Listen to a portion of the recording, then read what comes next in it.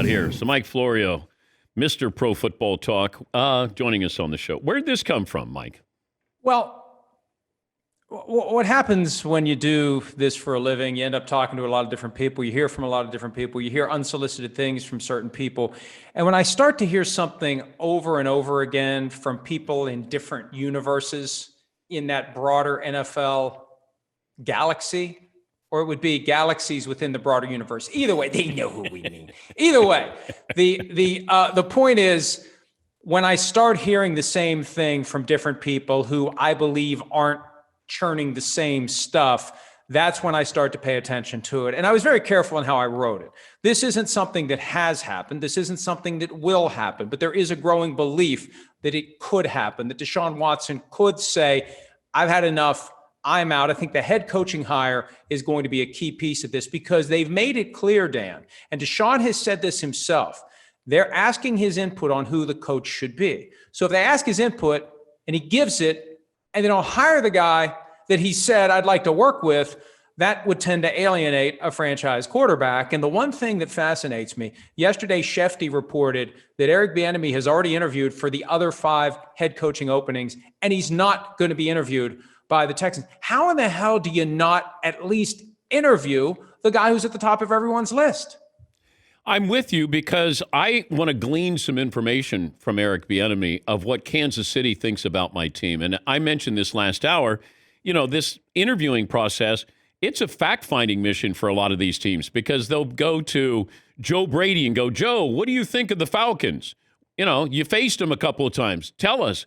You may not give him the job, but you want that information there. And at least, the lowest part of this is I'm going to bring him in, or I can Zoom him, and he can tell me what he thinks of Deshaun Watson, J.J. Watt. What would you do with the defense?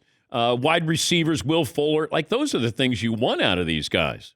It's the Al Davis approach. That's what he always did when he was hiring a coach. Interview as many people as possible. It's a free opportunity to pick the brains of your competitors. The Panthers, I've heard somewhere between 20 and 40 GM candidates they're going to interview for that same reason. It's a free opportunity to pick brains. Now, it could be this, Dan. It could be that Bieniemy is a guy that Deshaun Watson would want to work with. So if you go too far down the path with Bieniemy, it's harder to say no. So it's easier to just never interview him than to interview him and say to Deshaun, well, we picked this guy instead of Eric Bieniemy. Wow.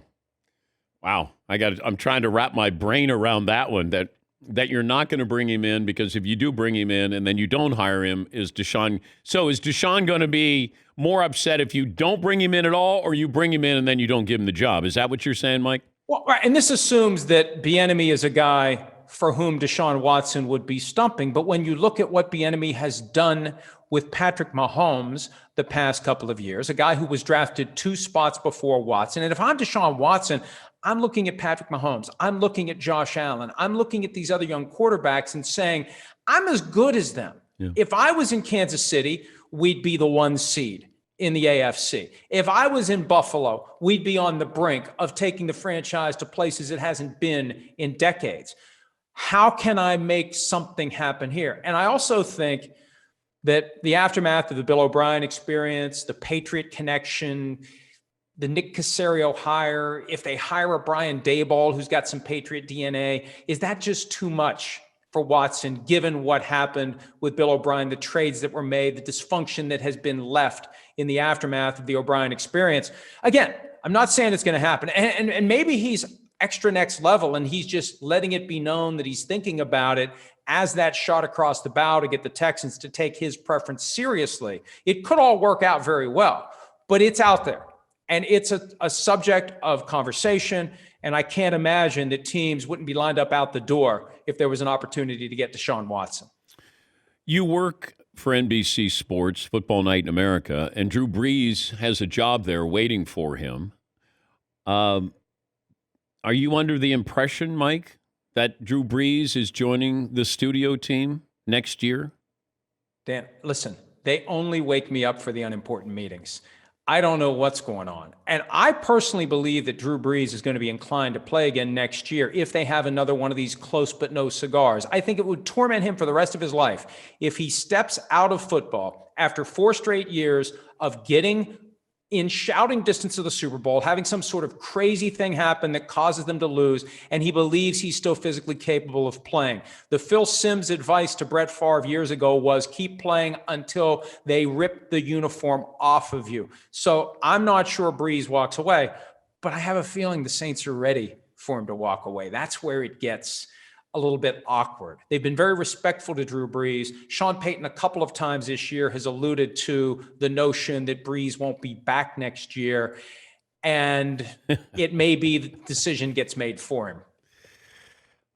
I got verbally spanked yesterday by the league office. I had the audacity to ask about Kevin Stefanski, if there's any way, like what's the rule leading up to the game? Can he be involved? And then the league sent back an email saying, why didn't you ask about Darrell Bevell a couple of weeks ago? And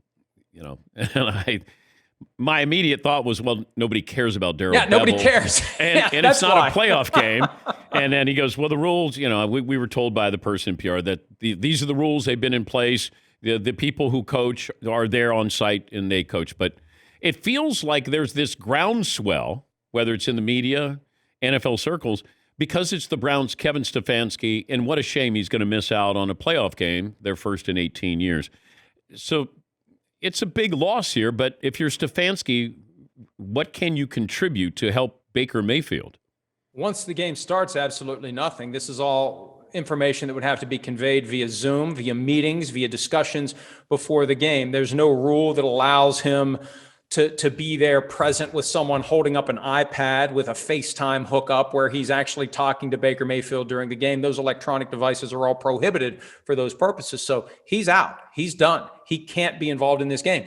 And, I argue from time to time that a good head coach is worth more financially than a good player. Last week, when we were going through the Jared Goff, will he play, won't he play, how good is he? I said, if I'm going to give $33.5 million a year to Jared Goff or Sean McVay, I'm giving it to Sean McVay, not Jared Goff. I mean, Bill Belichick, whatever he's getting paid, nobody knows what he's getting paid. Whatever it is, he deserves more. He's worth more. Other than a Patrick Mahomes, a short list great player, a great coach is worth more. And we're going to find out on Sunday night, a playoff game with Mike Prefer, a special teams coordinator, running the show. Who's going to talk to Baker Mayfield after he's rattled by something he sees in the secondary and has a mistake, throws an interception or almost throws an interception? If he's getting chased around by TJ Watt, who's going to calm him down?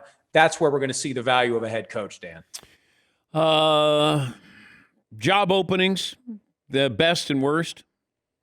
Best is the Chargers by far because they have Justin Herbert and he's the real deal. Next is the Jacksonville Jaguars because they have the right to Trevor Lawrence and we assume he's going to be the real deal. But I'll always take the guy who's shown he can do it at the NFL level over the guy who we just think can do it. Beyond that, Dan, now, and the Jets, I don't really know what to think about the Jets. I think the Jets would be number 3 because Joe Douglas, the GM, is building the team the right way in the trenches, build from the inside out, not the outside in. The other 3 jobs, frankly, Lions, Falcons, and Texans, if I'm in demand and if I have options, I'm going to wait a year. Yeah. Because my concern, and this is a real concern among people who are candidates for these jobs, it doesn't get talked about nearly enough. You've got individuals in the organization between GM, coach, and owner.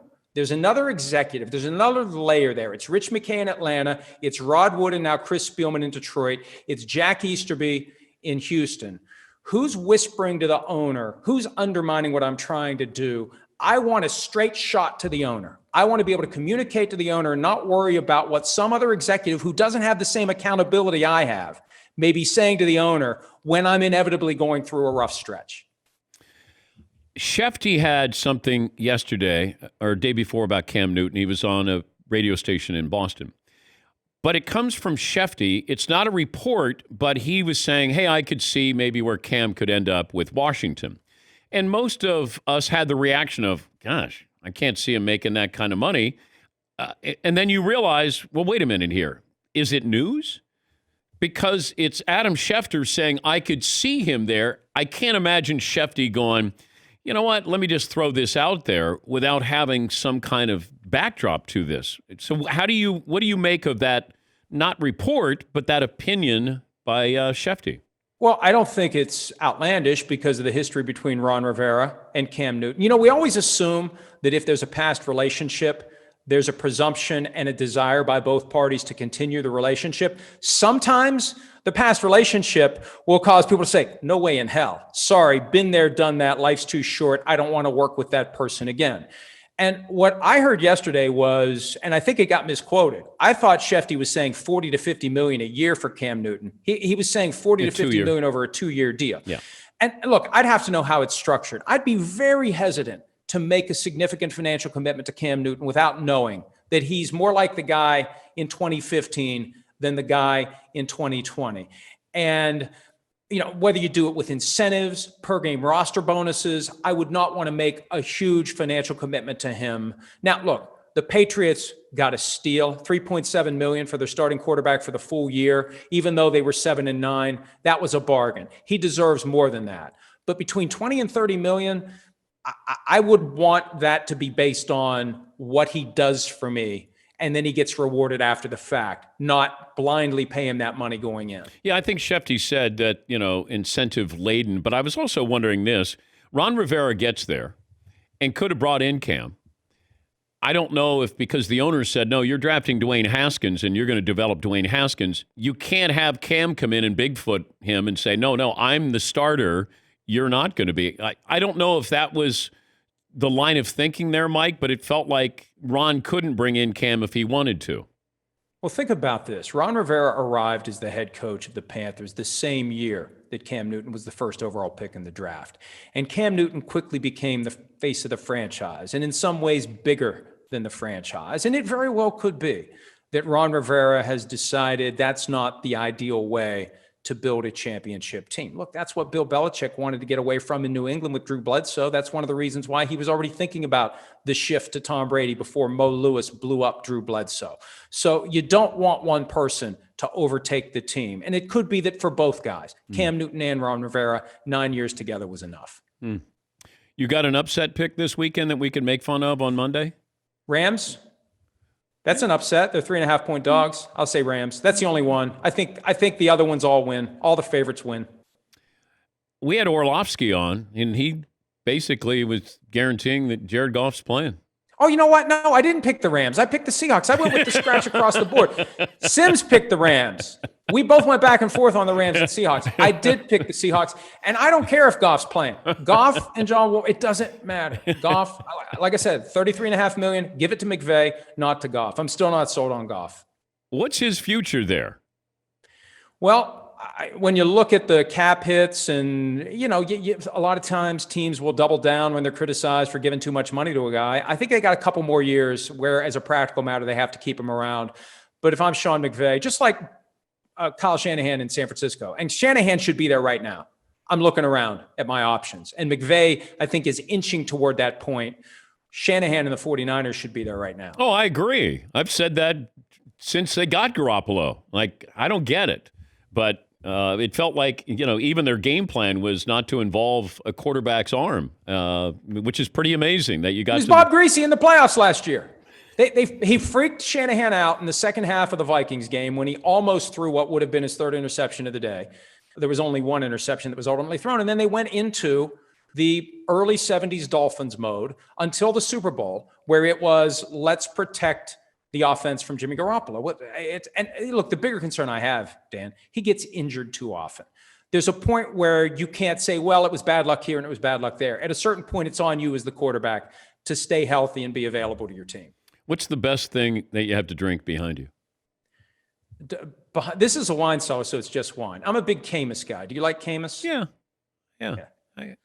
I got a couple of suggestions for you if you like Camus. I'm happy. Please. I'm more than happy to hear any suggestions about wine. I'm still a novice in that regard. But let me tell you this. It reminds me of New Year's Eve. We had a very enjoyable New Year's Eve. It was a 2 Camus bottle New Year's Eve. Whoa. And, you have just on the edge of a little bit. I didn't have a show the next morning, so I could sleep in. I stayed up past midnight, which gets harder and harder as we get older. Went to bed at about 1 o'clock, slipped into a very deep, restful sleep. And at 1:56 a.m., I got a Happy New Year text from Todd Fritz. Fritzy, what are you doing? A little late. I'm sound asleep Yeah, after a 2-bottle Camus night. I was hoping that wasn't going to make some kind of noise or vibration on your phone that I can quietly Wait, are send you being that. serious, Mike? Yes. Yes, Seton. 1:56 a.m. I don't know what time zone he's dealing with. It's not midnight yet in Denver, and it's 2 hours late Yes. in the Eastern time zone. I wanted to be the first one to wish Happy New Year. Yes, Seton. My favorite part of that is that at 1:56, Todd, you were definitely not the first person to wish him a Happy New Year. And actually, you had spent 2 hours going through your Rolodex, texting everybody Wow. Happy New Year. And Mikey finally got to you. Oh, yeah, that's right. Almost Mike 2 hours Florio. later. I probably just sent him made it under the 2-hour window. did. You know that he didn't send it. You didn't send any of those to us. I did. I don't like you guys. Florio, I love. I could call him, and 2 minutes later, he comes on the show. Todd, you're allowed to love me less. Love me at midnight, I not will at do 2 that. a.m. I should have been more sensitive to the time zone. Whose wife do you always text? That I always Joe text- Buck. Yes, Yeah. that's accidentally because I keep thinking it's Joe's number, and somehow it's his wife's. And How? All it takes is one time I know, to but understand. I somehow made a mistake like 3 times. Yeah, I know. She was a Broncos cheerleader. Yeah, I know, It has I got nothing to do with it. Mike, thank you. Hey, Happy New Have a Year. good week. Yeah. Happy New Year, Fritzy. Thanks, bud. You too. See you guys. Mike Florio.